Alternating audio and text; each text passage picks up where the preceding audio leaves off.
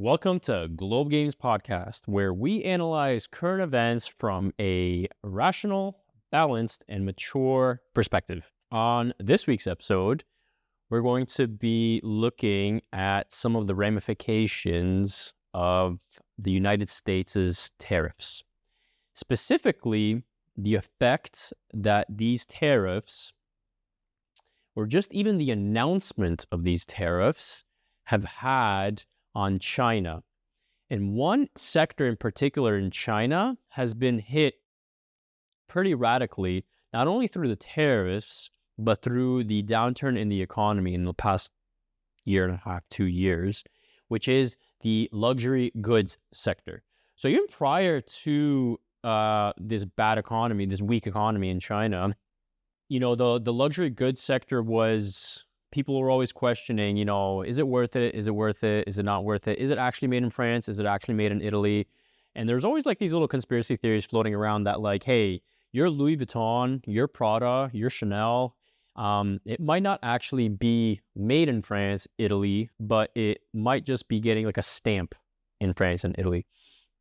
And the downturn in the economy, and specifically this was tied to the downturn in Chinese consumptions, because China's economy has been really weak these past 24 months. And because of that, a lot of Chinese people have cut back spending on luxury goods. So you have companies like LVMH, the owner of Louis Vuitton and a lot of these luxury brands, their stocks have been taking a hit. And with the recent announcement of Trump's tariffs, even more so. So there's this really cool trend going on right now, and it hasn't been getting that much media coverage. I'll surmise why that's the case, but it hasn't been getting a lot of media coverage. And the trend that I'm referring to is there's this TikTok trend right now of factory suppliers, OEMs from China, essentially putting luxury brands on blast. And what's going on is basically, from what I understand, a lot of these companies like Hermes, or however you say that, Louis Vuitton, Prada, Chanel, Gucci, Versace, Michael Kors, Nike, because they've been offshoring a lot of their manufacturing to other countries like Vietnam, their Chinese factories now aren't beholden to any non-disclosure agreements. And because of that, a lot of these providers are coming out and they're putting these companies on blast, essentially saying, hey, you think you're getting a nice Birkin bag, well, or however you say it, and you're paying up this giant markup of thousands of dollars. Well, here are the costs that it costs us in China to make. We do 80% of the labor. We finish 80% of the product, and then the last 20%, when it gets sent to Hermes or Chanel or Prada, all they do is they put the logo on and then get to emboss made in France and made in Italy. And what these factory suppliers are essentially doing is like they're trying to convince the public. They're trying to basically create a direct to consumer model with luxury goods. Super interesting trend. And they're trying to convince the public that just because something says made in China doesn't mean that the quality isn't there. Doesn't mean that the craftsmanship isn't there. Doesn't mean that you should avoid buying it. And if you do, well, you'll see one of the videos that we're watching later on. If you basically, one of these factory suppliers, he basically says, listen, picture your favorite bag, picture your favorite, purse. And instead of it saying made in France, now it says made in China and without the logo. If you believe that purse has less quality just by removing the logo, then you are a victim of brand washing, instead of brainwashing, but brand washing. Phenomenal concept. Never thought, I've always, thought of how beholden we are to brands. You can have two shirts side by side, exactly the same. One has a Nike logo, one has a Reebok logo. You'll pick Nike. I'm a Nike guy. I'll pick Nike. And it just goes to show you how big of a head game branding is, marketing is, and it has nothing to do with quality. Now, when it comes to like a $15, $20 t-shirt, fine. But we're talking about levels of markup. You'll see this going forward later on in the episode. We're talking markups of initial costs around $1,000 and then being sold to the consumer around $30,000. I mean, the markup that these luxury brands are making is insane. So for them, for their stock to be a little bit turbulent is, I mean, their margins are so huge that a little bit of turbulence in their stock might not mean much. But what this trend of these factory owners trying to reach out and trying to convince the American and European consumer that, listen, if you do like good quality craftsmanship, whether it be leather, stitching, the actual embossing, the metals used, if you appreciate good quality, you don't have to go to traditionally luxury brands. You can come directly to us and it won't have any logos, which I'm kind of a fan of. I'm a fan of, it's that fashion called, I think it's called quiet fashion, where essentially, like brands like Lululemon do this really well. Like they're very quiet. Like it's not in your face. It's not kitschy. It's not aggressive. Like, yeah, there's this little logo on like one corner of the t-shirt, but it's not a giant logo in the middle of the t-shirt saying Lululemon. So what these factory owners are saying, hey, listen, for a 30th of the price, instead of $30,000, you can pay $1,000 for a good quality purse that's going to outlive you, that you can pass down to your grandkids. Because if you've owned some luxury goods, and my family, we do have luxury goods. For example, my dad gifted me his Louis Vuitton cigar holder. It's a cigar holder with 3 slots for cigars, made out of alligator skin, dark green, beautiful. It looks like it was bought yesterday. The point of luxury brands, I'm not bashing luxury brands for them per se. The point of luxury brands is that it's quality and that it's going to last. The point of this video is that the markup that you're paying on these luxury brands does not represent what they actually cost. And I understand these businesses and companies have to be in business somehow, and they do have to make at least a little bit of margin to stay in business. But the margins that we're talking about is so out of control that these Chinese manufacturers that are trying to set up these direct-to-consumer models with luxury brands, I think they're going to catch on, because guess what? I'm thinking of buying directly from them, not for the brand, but I want a nice leather jacket. I want a nice leather backpack. And for example, I'm victim to luxury branding just like anybody else. One of my favorite ones that I bought in the past is Montblanc.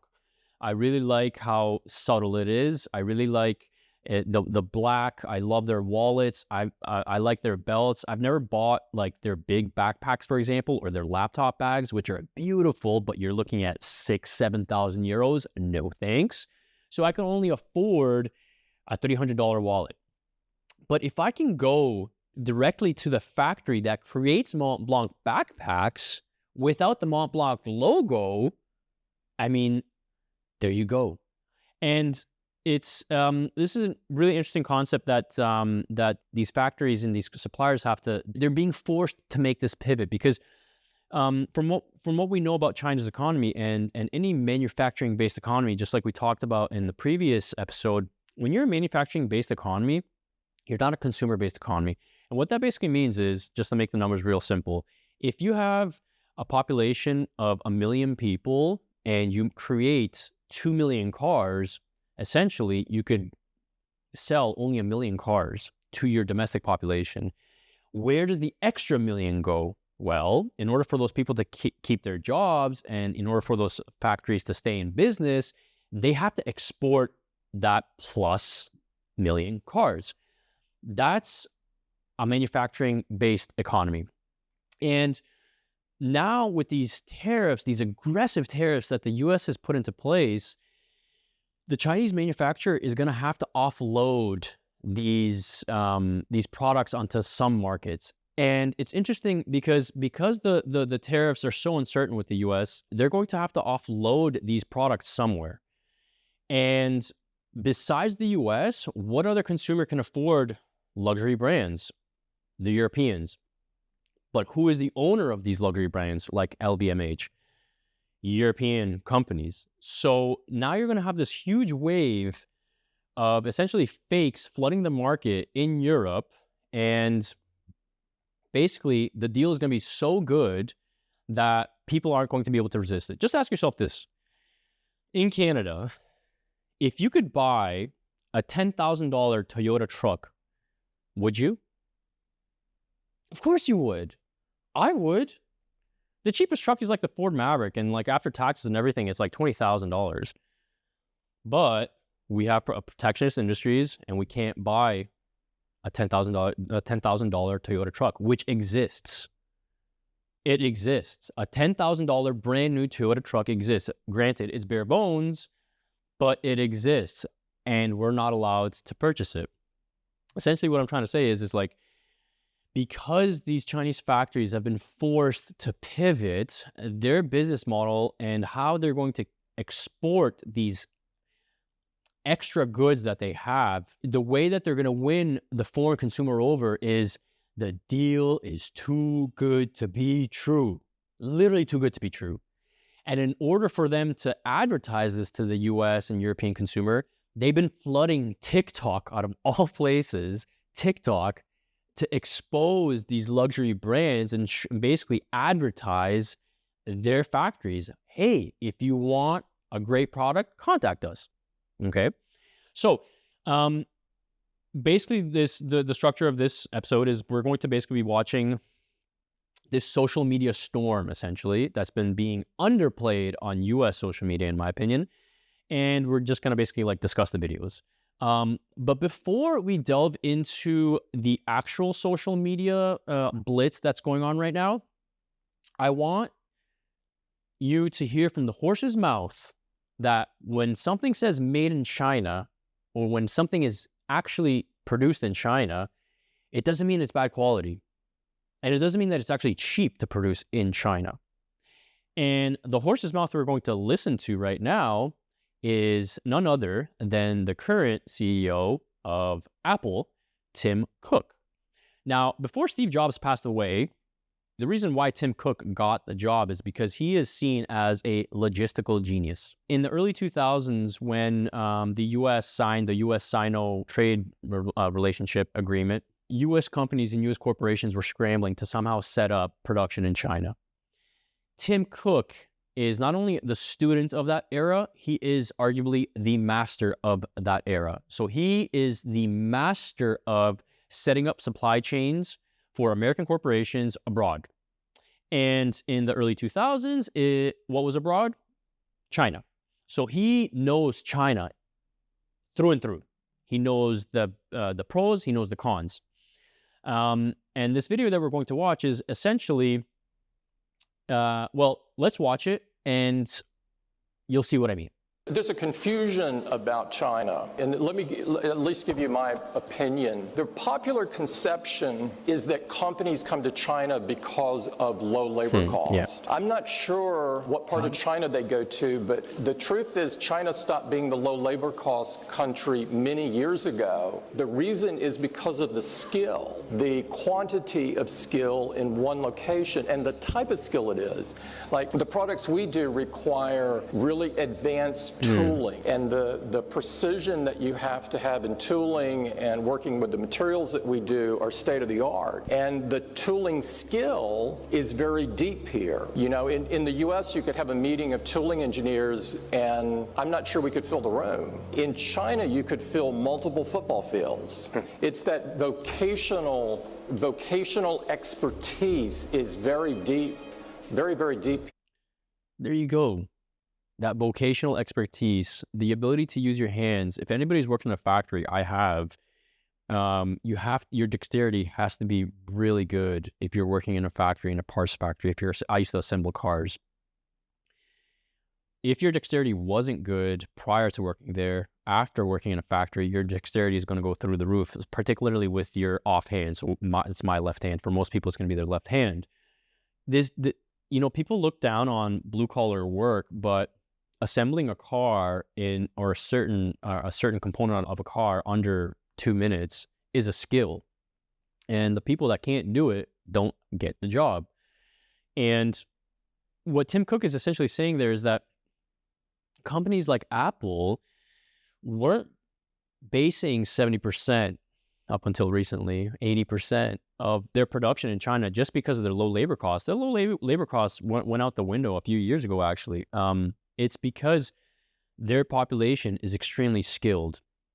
The nimbleness you need to have in your fingers and the dexterity that you need to have in your fingers, not only to use the actual tools that you're using for assembling an iPhone, not only do you have to have dexterity and nimbleness to use the tools, but actually, putting the actual part together, it requires a level of skill and dedication and craftsmanship, and they are modern day artisans. They just are. You can look at the Made in China logo on a crappy dollar store toy and then equate that with the craftsmanship that it takes to assemble a supercomputer that fits into your pocket. Like equating a toy from Dollarama and an Apple iPhone, like it makes no sense. So this myth of made in China is cheap is quickly disappearing. And we'll get to how this relates to actually Japan, but we'll get to that later in the video. I want to start now with this social media blitz on luxury brands. And to start off with one of these suppliers in China, we're going to watch 2 of his videos, and then we're going to kind of talk about them. All right, so the first video that dropped, it dropped April 14th, so not even a week ago, goes like this. Do you recognize this style, this bag? Of course you do. For the past more than 30 This guy's years, a legend. we have an OEM factory for most of the luxury brands around the world. Gucci, Prada, Coach, Louis Vuitton, you name it. But for this, I am not proud because we were only making our wages. The profit margin for the people who are actually making the bags are very low. What I'm really proud of is that first, we have the best quality control. 2, we have the best craftsmanship. Chinese craftsmen are always intelligent and diligent. 3, we have the most complete supply chain. We always get what we want, like zippers, accessories of any kind, any color, and leather. So I got to stop it right there just real quick. QC and supply chains. I mean, that's what quality is. Quality control is what makes a product quality. Anything that's defective won't make it to the consumer. And I worked for a company, I'll leave it up to the viewer to figure out. I worked for one of the big 3 in Detroit, and out of the 3, it's considered to be of the poorest quality. I'm sure you can figure out which one it is. One of the reasons why we were the poorest quality is because we had the lowest quality standards. That is to say, our quality control managers, they knew certain cars were not built up to code, but because let's put it this way. Out of every 1,000 cars, you can pull 10 off the line to retool and refix and make sure that it's up to quality. But what if out of every 1,000 cars, 30 need fixing, but your budget allows only 10? Well, that's why the quality of the car goes down in value. It goes down because the company is struggling, so they can only allocate only enough resources to fix 10 cars, for example. And those other 20 cars that the quality control managers at my company were forced basically to kind of like let them go through. Now, it can't be with critical errors such as airbag safety sensors. We installed those as well. Those, like if an airbag safety sensor is faulty and it wasn't clipped in properly and there's like a short, that's definitely getting, fixed. But if a certain harness hasn't been clipped in fully, and instead of like the wiring being like snugged up and against like the manifold like nice and tight, well, this person didn't push it in and didn't clip in, so instead of the wires being nice and tight up against the manifold, it's like hanging a little. And it might not make a big difference to you, but if you apply that methodology and if you apply that thinking to the rest of the vehicle, it's no wonder why the company that I work for had the worst quality cars. What determines quality is quality control. So right off the bat, like, this guy nails it. He prides himself on quality control. If it's a shoddy product, it won't make it, and the people won't even work there for him. And secondly, supply chains. So we operated the factory that I used to work for. We called it JIT, just in time. Just in time services were essentially, if you think of a company like Ford back in the early 1900s when it was first created, one of the revolutions that Henry Ford instituted was vertical integration. That means that from A to Z, whatever component you need in that car is at the site. Everything from the rubber to the steel to the leather, every bolt, every nut, as much as you can, keep it in-house. That's vertically integrated. What globalization did was it took that vertical integration and spread it out like this, so it's horizontally integrated. So if you have a car, you source your tires from this company. If you source your seats from that company, you source your engine block from that company. And it's literally now 100 feeder plants that create only 2 or 3 parts and then send them off to a central hub. And that central hub basically creates the product and assembles the product and ships out the finished product. Well, in order, these guys are scientists. They have basically scientifically to the last second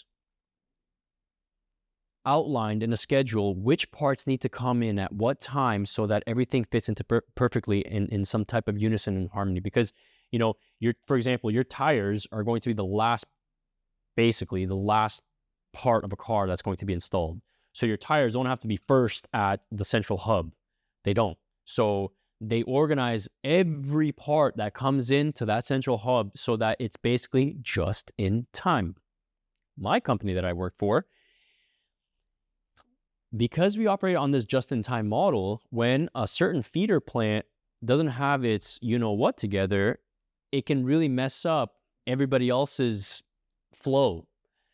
We had, for every hour, our line was down, whatever the cause may be, electrical, if we had a storm, if somebody, God forbid, injured themselves and we had to call in EMS, for every 1 hour we were down, we were fined $20,000. For every hour we were down, we were fined by the central company that we were providing for $20,000. And that was one of the stipulations for us to be able to land the contract to even provide the parts for this company. This is how we are incentivized to work just on time. And supply chains, as this gentleman alludes to, that's everything. Because he is also in-house. Okay, right, he's assembling this bag. Okay, well, he has his zipper supplier, he has his leather supplier, he has his inner lining supplier, he has his stitching supplier, he has his thread supplier, he has his little silver supplier. And he, just think of him as a massive company, also just in time has the best prices, the best business relationships, and the best process in place to be able to deliver this handbag at a certain price point to then send off to Louis Vuitton. And he prides himself on his quality control and his business partners, or his business relationships, aka his supply chains, aka his low price. I love this guy. Onwards. Immediately. Now, as the USA and its little European brothers are trying to refuse Chinese goods, don't you think luxury brands are not trying to move their OEM out of China? Yes, they did, but they failed. Because the OEM factories out of China, they don't have good quality control, and they don't have as good craftsmanship. Their workers are either too expensive or too lazy. 3, they don't have any supply chain. They always have trouble getting making leather or zippers or any accessories. That is why they failed, and that is why we will always be the best OEM factory for luxury brands. Why don't you just contact us and buy from us? You won't believe the prices we give you. Why don't you just contact us and buy from us? I mean, this is it's that Sputnik moment, you know, when you're forced somebody, whether it be through tariffs, whether it be through sanctions, you force that country to innovate somehow. And I just think this, you know, we've had this direct to consumer model with crappy fast fashion goods like Shein and Temu. But imagine that model, but with luxury goods. And you might not think it's a big deal. It's a huge deal. Why? Because the markups that the originals have, if those originals can't get those markups, they're out of business. And he made a good point. You know, them offshoring their production from China to come to other countries, it's not going to be like overnight. Like, these people are going to have to learn how to produce good quality products. So it's going to take a couple of years. They're going to get up to speed, but it's going to take a couple of years. But you can make the argument from 2023 to like 2035, a Louis Vuitton bag is not going to be as good quality as it had been for the past 20 years. And this is another thing that played out during COVID was COVID era cars. Remember that story of how during COVID, you know, so many cars were like stuck on the container ships because all they were missing was a little chip. Well, then there was rumors that, you know, we were sacrificing washing machines and smart refrigerators and cannibalizing them and taking the chips out of them and then putting them into the cars. And that's why a lot of people said, like, hey, listen, any car built from 2020 to 2024, stay away. Because that's what also happened. COVID basically caused a rejigging of the entire supply chain of every major car manufacturing company in the world. And when you have that much chaos and that much turbulence, like, it's just something does have to go wrong. So it's fascinating. I'm just fascinated by this trend, and let's see what this gentleman has in store for us more. Let's see. Oh, this is a great video. This is where he describes essentially the costs of a Birkin bag and then what the end user has to pay for that Birkin bag. This is fascinating. Check this out. This Birkin bag at Hermes Boutique will cost you 38,000 USD. 38 G's. But what is the real cost out of the factory? Today, I'm going to break it down in front of you. This is so cool. First thing first, Hermes only use the leathers from the 3 top-level suppliers. One is called Muti from Italy. The second is Weinheimera from Germany. And the third is Haas from France. One piece of Togo leather, the same leather as this one, will cost 450 USD. And one piece of the leather is only enough to make one Birkin, okay? The thread. And of course, for Hermes Birkin, the thread is also the best top level. It's called Fil Al Chinois from France. This is actually the Rolls Royce in thread. The Rolls Royce in thread. The cost is 25 USD. And then the hardware. See, this hardware is called 316 hardware. It's also known as the ocean stainless steel because it can withstand the erosion of seawater. It's the best stainless steel. For one piece of bag, the hardware will cost 150 USD. The edge oil. This edge oil is imported from Italy. It's called heat sealed edge oil.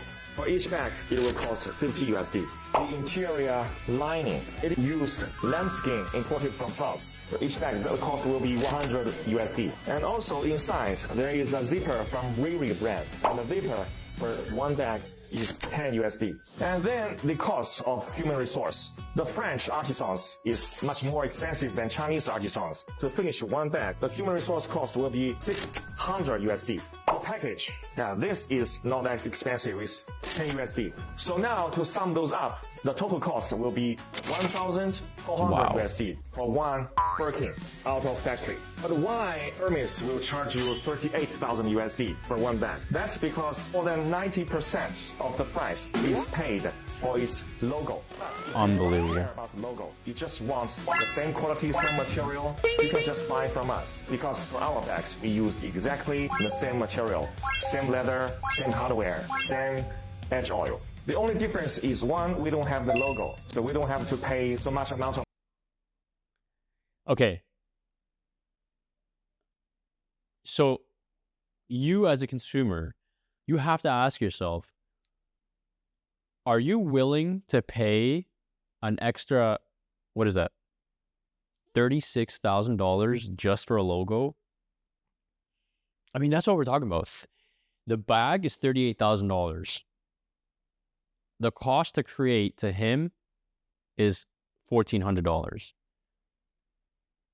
So for the logo, just that's essentially what this social media blitz is saying, is that these companies are outsourcing 90% of the work, they import it back, and they do an extra 10%, which is essentially attachments of the logo, and then embossing of the made in France or made in Italy. And then they get to mark it up from $1,400 to $38,000. I mean, it just goes to show you that brainwashing is real. Like when I first, at the beginning of the video, like I understand, you know, when you're talking about $50 t-shirts, okay, yeah, you'll pick the Nike one because of the brand, because of the logo, instead of a Reebok one, even if they're the same price.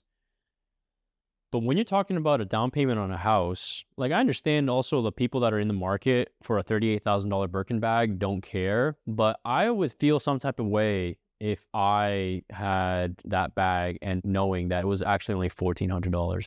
Furthermore, even if you don't feel that type of way, now us plebs basically know that what you're wearing, you're a chump. You're an idiot for paying that much for it. And then it makes you kind of question, like, okay, luxury brands in general, like what about watches? What about perfume?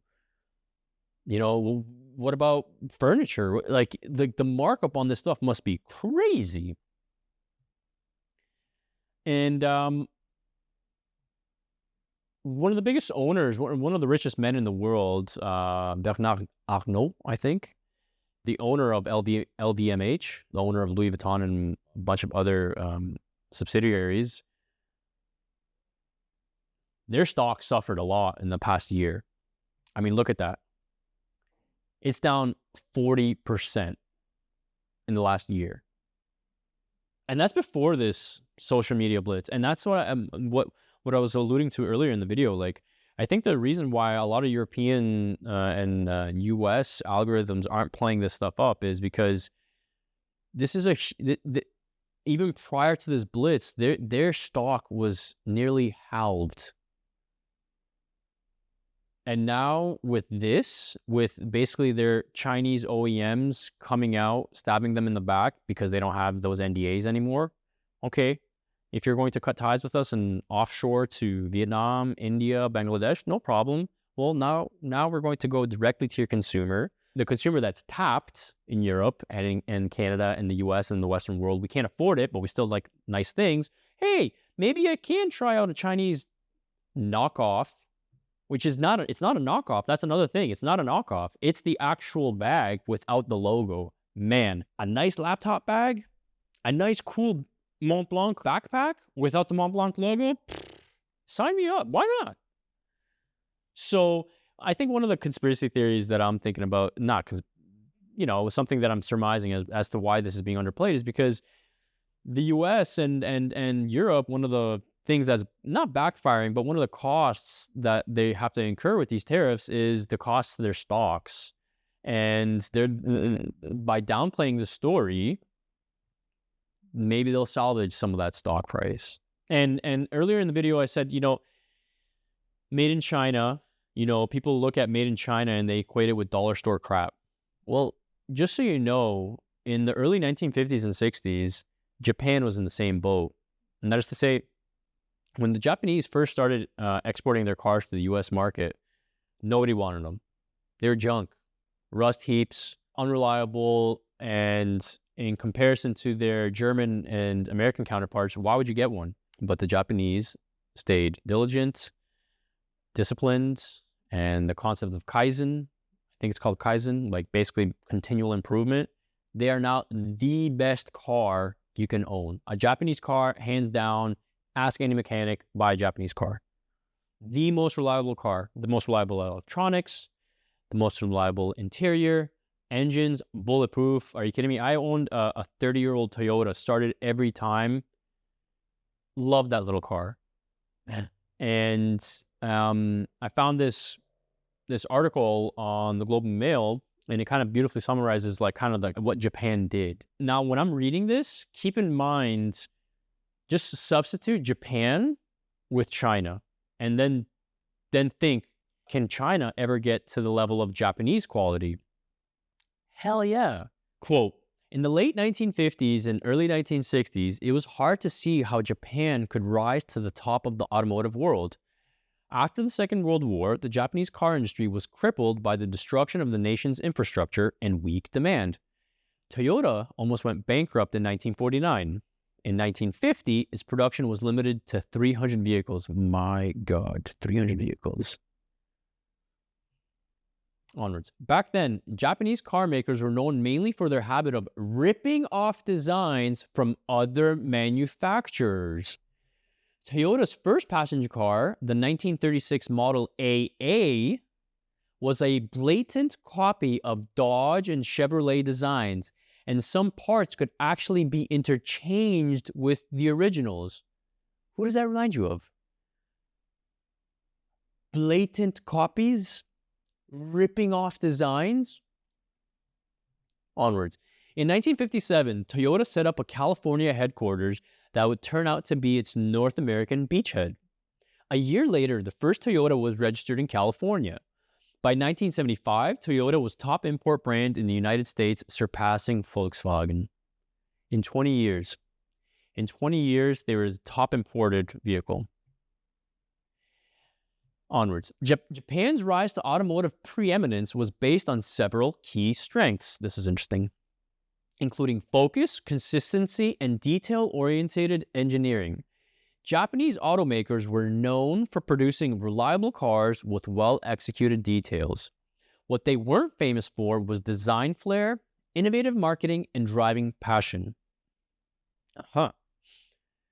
Britain was renowned for its stylistic masterpieces. Germany was the spiritual home of automotive performance, and the United States invented aspirational marketing. But Japan systematically borrowed the best ideas from each of these countries, while simultaneously addressing their weaknesses. Japan replaced Britain's flaky electric systems with solid, well-engineered products from suppliers such as Nippon Denso. Japan studied Germany's superb mechanical designs and installed them in cars that the average consumer could afford. And Japan borrowed the best parts of Detroit marketing, such as tiered model systems that encouraged buyers to spend more for essentially the same car, but lowered production costs by limiting the range of choices. In the mid-1960s, a Detroit order sheet could run to a dozen pages or more, creating a logistical nightmare for factories that had to build cars that could be ordered with a nearly infinite mix of colors and options. Japanese manufacturers fixed the problem by offering 2 or 3 preset option packages and restricting color choices. So, you tell me. So Japan could rise to preeminence, could rise to the best, like they set the standard now for reliability and quality. Yeah, sure, you can pay 5x the price of a Corolla and buy yourself a nice BMW, but talk to BMW owners that have owned their cars for more than 5 years. I mean, this is chess and checkers. And if you're telling me that China can't do this, with not only with automotive, but now with luxury fashion, I mean, you'd be naive to think otherwise. Oh, this is a cool meme I stumbled upon. The user Danny Naz, the pup of Wall Street. I like that username. Goes, China just launched the pettiest trade war in history, and they're winning. Not with bombs, not with tariffs, but with TikToks. Here's how China is destroying the global luxury market, one viral video at a time. What a beautiful picture right there. Ain't that the truth? Ain't that the truth? And you know what? Even once this fad goes away, if it does go away for these companies, people know now that this product is not made in France or Italy. Just because they've offshored their plants from China doesn't mean that they're going to start creating vertically integrated factories in Paris or in Milan. Come on. It's just going to be moved to Vietnam, Bangladesh, Malaysia. So people now know, hey, the markups, what I'm paying for doesn't make any sense. And for a certain tier of consumer, they don't care. $38,000, $380,000, chump change. But it's been proven that the biggest consumer of luxury goods is the upper middle class. They only make $200,000 to $300,000 a year per individual. So let's say $500,000 a year household. Those people will pay attention to this. I guarantee you. Will pay attention to the prices of luxury goods and now the quality, because like I stated earlier, the quality is going to suffer for the next few years until these other companies and these other workers get up to speed. It's another good meme I came across. Same bag, $1,000, you're crying, and $20,000 just with LV, you're in love. That's literally what we're talking about over here. Oh, this is a good one. I mean, 71% of goods on Amazon come from China. You know, Amazon is whispering in Trump's ear right now. Like, they've got to come up with some type of workaround, or I don't know how they're going to decouple from China completely. But their business model is in jeopardy as well, just because this direct consumer model, it's already taken off with, you know, companies like Temu and Shein. But if this continues, where you can literally talk to the factory owner for any product, I just don't see how middlemen companies like Amazon can function. And you can see why some of these tariffs are being put into place. It might not necessarily only just be about jobs and, you know, payback. It might be also corporate overlords whispering in Trump's ear. They recognize that, hey, yeah, we're winning right now, but the way that China's moving, the type of business models that they're trying to create, eventually the middleman, aka Amazon, doesn't need to exist anymore. So we need to source our products from other countries like Vietnam, this is Amazon speaking, so that we can preserve our middleman status. Really interesting stuff. Oh, this is great. We got to interject some comedic relief in this not so serious video, but this is great. South Park is my religion. This is one of my favorite skits from South Park, and I came across it while researching for this topic, and it's essentially, well, you'll see what it is. Okay, for people, Canada, cost a lot of money. Gonna be about $6,500. How about $50? $50? You find a Canada costs at least $3,000. $55. Hey, stop wasting my time at $55. No way I'd take my plane to Canada for less than $1,000. Okay. This price keeps $60. going down. $62. Okay. Okay, meet me, Park County Airfield Yellow Cessna Tail number 432G. Got it. Never try to bother with a Chinese man. I mean, what if in the long run, this essentially what this tariff trade war was? Like, that would be hilarious. That it was essentially a giant negotiation tactic at the expense of the world economy so that they could get prices down because, you know, their China's markups were way too big. You know, America still had to take a little bit of that margin. I don't know, man. That's South Park. I think South Park, when everything's said and done, future generations, when they want to have like a good view on the current events of that day that they're studying, I think instead of watching the news, you should watch South Park. They have the most sober, the most to the point description of reality, and that's why a lot of South Park episodes are kind of timeless, because they do such a good job describing the atmosphere and the climate of that time. Onwards.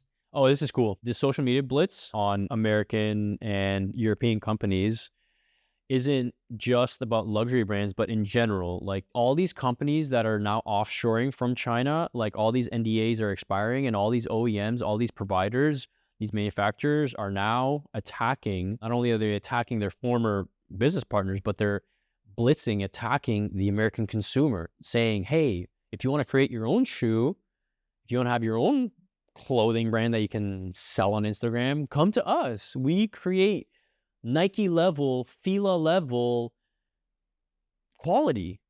Breaking. China is protesting the tariffs by exposing the most popular American brands through TikTok videos. China has confirmed that over 80% of the luxury items being purchased for tens of thousands of dollars are manufactured in China and just packaged in the US. Want to know who's the Chinese factory behind Nike, Adidas, Fila, and UGG? Number one, the biggest factory for Nike shoes in China is called FJF Group. They're located in China, Fujian. FJF is also China's biggest shoe factory. Second, the factory behind Adidas shoes is Baocheng Group in China. Baocheng Group has factories in China and in Southeast Asia. Number three, the factory behind UGG in China is called Henglong Group in Henan. Henglong Group is also the biggest factory of UGG shoes in the entire world. And number four, the factory behind Fila Group in China is called Shentai Group, and they're located in Zhejiang, China. So I've contacted these factories before for other projects that I had. You wouldn't believe how responsive they are. Actually, you can't contact them too much because they're going to follow up with you like 1,000 times and they'll message you at the oddest hours because of the time difference. But this is real. Like if you want to create, for example, if you want to create your own t-shirt line, you get this girl's handle and she'll point you in the right direction. She'll send you spreadsheets of different factories. There's YouTube videos of people going to trade shows essentially where they're showcasing what you can make with them. Like, and they'll be like, they'll have a booth and it'll be previous seasons of what they made for H&M, Uniqlo, Zara. You can get that same quality, but where, you know, a small shrimp like us suffers is they have something called MOQ, called minimum order quantity. So if you want to order, for example, let's say you got cool t-shirt designs, right? And you want to test out the business concept, but you want, you know, part of the business concept, part of the t-shirt concept is like good quality, right? But you don't know if it's going to sell. So you go to China, you find a provider, a manufacturer, and you say, okay, right, I want to order 200 t-shirts. And they'll look at you, 200 t-shirts. If you want to order only 200 t-shirts, that's going to cost you $15 per t-shirt. So if you're thinking of selling it for $50 a t-shirt, you have to, you know, price in everything that goes into that t-shirt. By the time it's sold, what's your margin going to be, and is it going to make sense? Well, the way that you lower your costs is by ordering more t-shirts. So they say, right, if you order 200 t-shirts, it's going to be $15 a t-shirt. If you order 1,000 t-shirts, it's going to be $11 a t-shirt. So that's where the small shrimp kind of gets pushed out, is by those minimum order quantities. Because you have like companies like Zara and H&M, they're ordering by the millions. So they're literally getting individual garments for cents on the dollar and flipping it for 20, 50, 100x. Unbelievable. Yeah, I encourage you to contact those factories that she listed. You can Google them and they all have WhatsApps. You message them, they'll be back to you within 10 minutes. And they'll be hounding you because they want business. They want business. These people don't sleep. So it's fascinating how they're, like I said, doing this social media blitz primarily through TikTok, which just got extended by 90 days so that an American company can buy. It's just so many cross currents happening right now. And, you know, it just goes to show you that trade wars, as turbulent as they are, at the end of the day, if it offers the consumer with more options, that's great.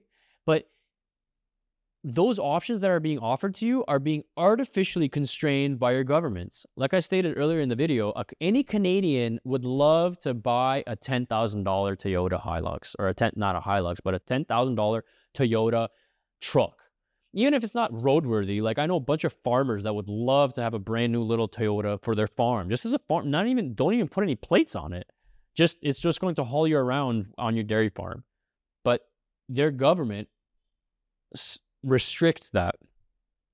So it's just going to be interesting to see how these American and European companies, luxury companies, apparel companies, who are going to suffer, who already have been suffering through rough economic times, and now even more so with these direct-to-consumer models, it's going to be really interesting to see how Western countries are going to be able to counter this, if they're going to be able to counter it.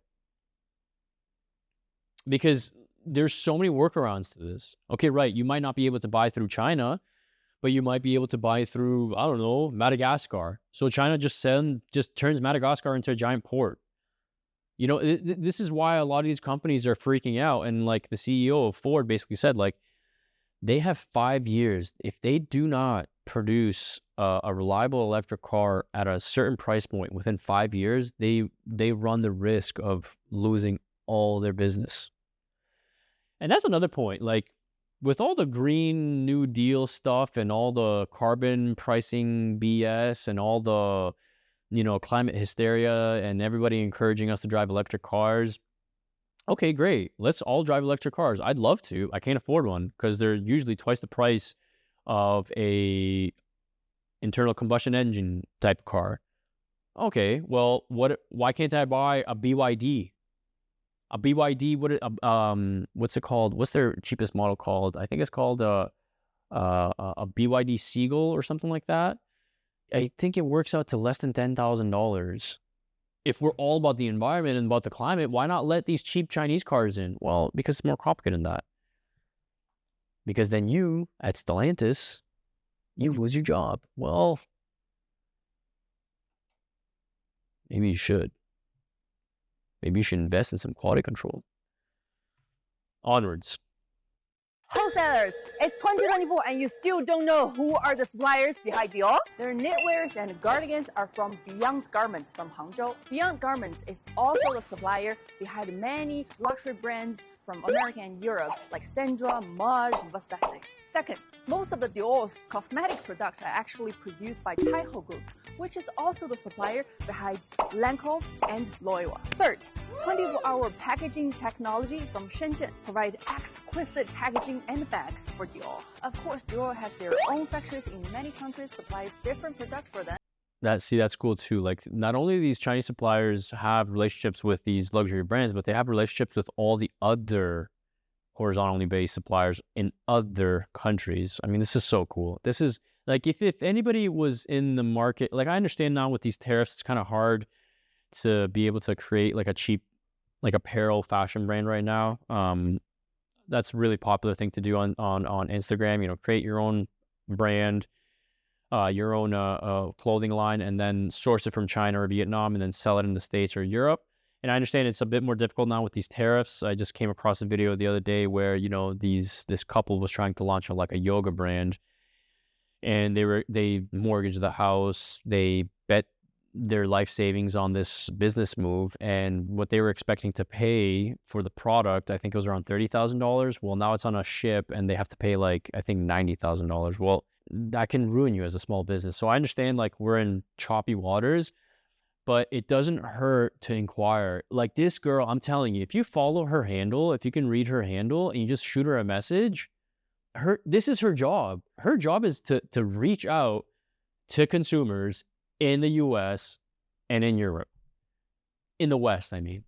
And it's obviously you're not going to be talking to her, but you're going to be talking to a business chat that like 100 people are essentially doing live chats. So I encourage you to message these people to see if it is true, but just to see where it takes you, because they see you as a prospective buyer. They're going to do whatever they need to do to get your business. 2 more videos. This is one of my favorite because I'm a fan of Birkenstocks. I love Birkenstocks, not these closed shell ones, but the open ones. Anybody that's worn Birkenstock will tell you, you know, what are they? Like at least 150, 200 euros. And let's be real, if you actually use them, they're good for what? 2 seasons before the cork is kind of like worn out. This is a Birkenstock supplier without the actual literal branding, because Birkenstock like brands their logo into the leather. Look at this. Look at this guy. This is awesome. $10 and $10. Always $10. We have 7 colors. Look, apricot, brown, pink, green, black, and coffee. This is warehouse. If you need, please contact me. I'll be willing to bet you that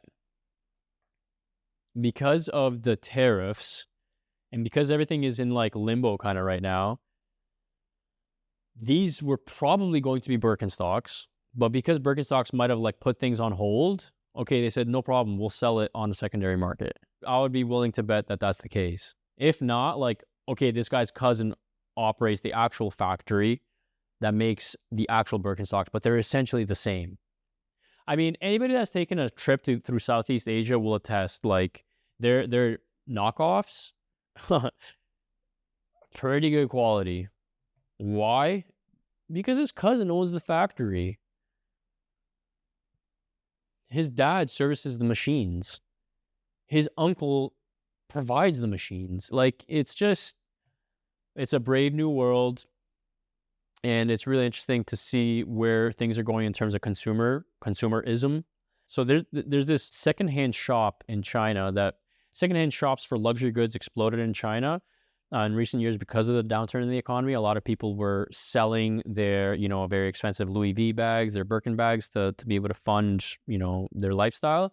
So because of that, like these consignment and secondhand luxury goods stores explode in popularity. And this is the biggest one, and it's located in Shanghai. If you just Google ZZERR, there's plenty of YouTube videos that are basically taking you through one of these malls. Essentially, it looks like an IKEA of secondhand luxury goods. And it's not only secondhand luxury goods, it's also like luxury goods, but without the logo. So we'll end it on this video just to show you, like, I like watches. If you like watches, like there's YouTube tutorials where you can go to specific cities, specific districts, specific quarters, and you can get essentially $5,000, $6,000, $10,000 watches for $300-$400. Now, it might not be kosher and legal, but it exists. So come with me to check out China's biggest luxury wholesaler. Thanks to President Trump's recent tariffs, Chinese manufacturers for luxury brands like Hermes, Chanel, LV, etc. are coming out of the woods and offering direct sale to us peasants and the US at a pinch of the price. When you walk in, they hand you gloves because the goods you're about to handle are still the same top quality. I've never seen so many Hermes bags lined up in front of me, let alone try every size and color on like I'm in Walmart. Best part is there's no sale assistant stalking you, no upsells, and you're only paying 20% of the price. These only range from $250 to $500. That's a steal. I mean, there you have it, folks. Ask yourself this, like, for a second, like, U.S. or Western corporations were allowed to take advantage of this situation, right? And now it's being exposed to the consumer. So how is it fair that like US corporations were allowed to take advantage of cheap Chinese labor and these giant margins and giant markups, but the consumer isn't? Riddle me that. Like, explain that to me. Like, why is the company allowed to profit and to take advantage of these insane prices for the quality that they get, but the consumer can't? Like, don't you see the injustice in that? Like, the quality is there. It's there. Like, you got to try it out. You'll see. Like, like I said before, if anybody's been through Southeast Asia, like leather goods specifically, like these people know what they're doing. How could they not know what they're doing? They've made everything for the past 30 years. I mean, you'd be a fool to think that everything is made in some beautiful little town in Switzerland. It might be assembled, but the actual bulk of the work is done in China. So explain to me in your minds, like, how is it all right for companies to take advantage of that situation and make money, but consumers aren't allowed to? Like, come on. It isn't fair. So, like on this podcast, we cover things, current events, politics, geopolitics, international relations, economics, and consumer-related things like this, culture. I think this is a fascinating offshoot and symptom of the escalating trade war and how it might change consumerism in the West forever. I encourage viewers to look into it. I encourage viewers to to experiment, buy it. Whenever I use these types of websites, like whether it be Alibaba, whether it be AliExpress, I just buy a preloaded MasterCard. Okay, whatever. I use some dodgy Chinese website. They can have the number of that preloaded MasterCard if something comes to worst. But what you'll find is that these people are professionals. They know what they're doing. So I encourage the viewers to reach out, either to consume their products, or if they want to start their own brands, look into it. And we're going to continue to follow this because, like I said, it's not only great for the Western consumer, but it's going to be really interesting to see how this affects Western companies going forward. All right. Thank you for joining me at the Globe Games podcast, and I will see you guys next week.